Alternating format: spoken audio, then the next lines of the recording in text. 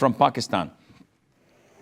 He says, give us an advice to people who are vaccinated, yet still a bit extreme when it comes to shaking hands, cleaning surfaces, wearing face masks. They still take precautions, though they are vaccinated. Well, this is a personal preference. We have a saying in Arabic: who's ever stung by a snake, he's going to be intimidated when seeing a rope. In the beginning, last week, he was stung by a snake. It was painful, it was dangerous. Now, every time he sees a rope on the ground, he's afraid it might be a snake.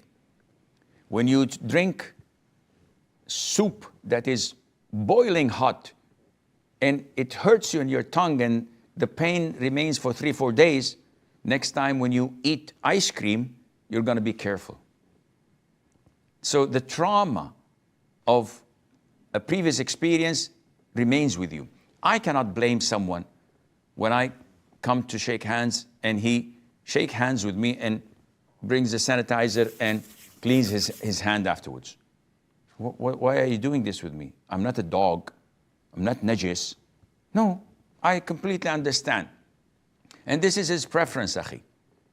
So don't bother what people think and behave, as long as it's their lives, not yours. And Allah knows best.